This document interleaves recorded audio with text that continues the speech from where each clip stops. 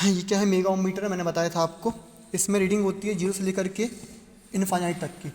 यहाँ जीरो है, ये आपका 0.5 दिया है तो 0.5 मेगा ओम है, फिर 1 mega ohm, 2 mega ohm, 5 mega ohm, फिर 10 मेगा ओम, फिर 20, फिर 50, फिर 100 मेगा ओम। इससे अपन 100 मेगा ओम तक का रेजिस्टेंस मेज़र कर सकते हैं। इसके अलावा ये लिखा 500 वोल्ट, तो ये अपना 500 वोल्ट में ऑपरेट होता है। इसमें पीछे बैटरी लगी 9 वोल्ट की, मैं दिखा चुका हूँ। अंदर सर्किट लगा हुआ है, इलेक्ट्रॉनिक सर्किट, जो कि आपकी 9 वोल्ट को कन्वर्ट कर देता है 500 वोल्ट डीसी में, जिसमें ये मेरा जो है वो काम करता है ना। मैंने अभी आपको वोल्टेज नंबर के दिखाया था, लगभग 350-400 के आसपास वोल्टेज जो है वो आ रहा था। कुछ वोल्टेज कम आ रहा है, रीज़न क्या है, बैटरी डाउन है थोड़ी बहुत अपनी। अगर बैटरी प्रॉपर फुल चार्ज होंगी तो आपको प्रॉपर वोल्टेज 500 वोल्ट के आसपास जो है वो आपको मिलेगा। अब टेस्ट कैसे करते हैं इंसुलेशन रेजिस्टेंस, मैं आपको बताता हूँ। ये दो प्रोब दिए हैं, यहाँ दो प्रोब लगनी चाहिए है। एक रेड प्रोब है, अपन ने एक ब्लू प्रोब ली है ना। ये प्रोब में आता है कितना, 500 वोल्ट के आसपास। तो ये डेंजर है, इसको अपन ना ऐसे पकड़ नहीं सकते। जहाँ टेस्ट करना है वहाँ टच करना है। ऐसे छूओगे और मैं चालू कर दूंगा वहाँ से तो आपको शॉक लग जाएगा। तो ये डेंजर है, इसको बहुत सेफ्टी के साथ में अपन प्रैक्टिकल परफॉर्म करना पड़ता है। यहाँ दो स्विच दिए हुए हैं, ये स्विच है आपका, इसको अपन पुश बटन बोलते हैं। इसका काम क्या है, अपन जब इसको पुश करेंगे तब अपना जो करंट, जो अपना जो 500 वोल्ट है वो सर्किट पे लागू होता है। इसको अपन छोड़ देंगे तो 500 वोल्ट सर्किट में लागू होना बंद हो जाता है ना। ऐसा इसलिए है क्योंकि ये 500 वोल्ट हैवी होता है, तो अपन इससे 500 वोल्ट कंट्रोल कर सकते हैं। ये अपना चूंकि ख़राब था इसलिए मैंने इसको शॉर्ट करके दो तार निकाली बाहर से। मतलब ये जो पुश बटन है ये ख़राब थी। इस पुश बटन जो काम करेगी वही काम करेगा आपकी दोनों टर्मिनल। इसको मैं शॉर्ट करूँगा तो मतलब पुश बटन दबी है, ओपन कर दूँगा तो पुश बटन क्या है, खुली हुई है, ओपन सर्किट है, दबाने में शॉर्ट सर्किट होगा। तो टेस्ट कैसे करना मैं आपको बताता हूँ। सबसे पहले मैं टेस्ट करके बताता हूँ कि ये मीटर आपका सही है कि नहीं है। उसके लिए करना पड़ेगा, मैंने ये दोनों प्रोब को शॉर्ट कर दिया।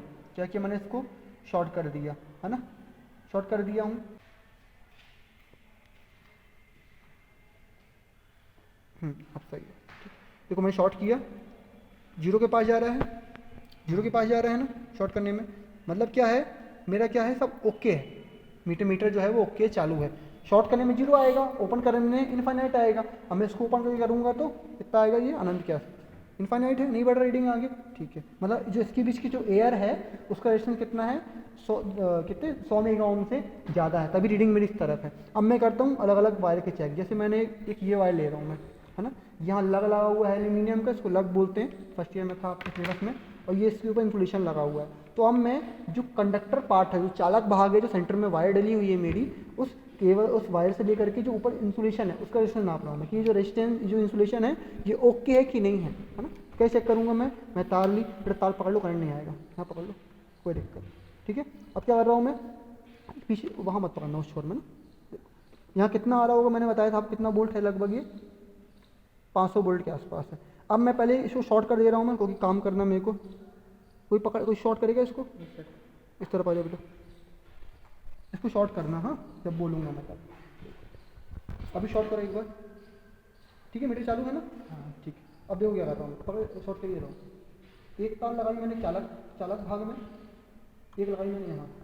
करो बेटा शॉर्ट, शॉर्ट है सर अभी नहीं लगी वो यही यहाँ टच है, करो बेटा शॉर्ट, अलग करो, ये करो शॉर्ट। हाँ सर यहाँ पर कट नहीं है। अरे नहीं बेटा, उससे मतलब नहीं। ठीक है, मतलब क्या है, इसका रेजिस्टेंस क्या है, अच्छा है, है ना, रेजिस्टेंस अच्छा है। हमेशा इनफाइनाइट आना चाहिए, रेजिस्टेंस अच्छा होता है। अब मैं कुछ और नाप के दिखाता हूँ आपको। मेरे कोई सिंगल फेस की कोई मोटर है, सिंगल फेस की मोटर में दो वायर ये हैं, एक वायर होगी आपकी फेस की, न्यूट्रल की, या फिर डीसी मोटर होगी तो एक प्लस की माइनस की वायर होगी, और ये अर्थिंग की वायर। अर्थिंग की वायर नॉर्मली ग्रीन कलर की होती है, साथ में येलो पट्टी भी, वो भी अर्थिंग की वायर कहलाती है। तो अर्थिंग का आपको पता है कि जो अर्थिंग का जो वायर जुड़ा होता है वो जुड़ा होता है बॉडी के साथ होता है ना। तो बॉडी और अर्थिंग के बीच कंटिन्यूटी आनी चाहिए। तो मैं चेक कर रहा हूँ बॉडी अर्थिंग के बीच, मैं लगाया अर्थिंग में वायर, ये लगाया मैंने बॉडी में, रीडिंग जीरो आ रही है जी, जो कि आनी चाहिए। स्पार्किंग भी हो रही है। हाँ बेटा, मैंने बोला 500 वोल्ट स्पार्किंग तो होगी यार। तो इसका मतलब क्या है कि इसका तार जो अंदर से जुड़ा हुआ है बॉडी से, जो कि जुड़ा हुआ है अर्थिंग का वायर है। अब मैं चेक कर रहा हूँ अर्थिंग और फेस के बीच में कोई जुड़ा तो नहीं यहाँ पर।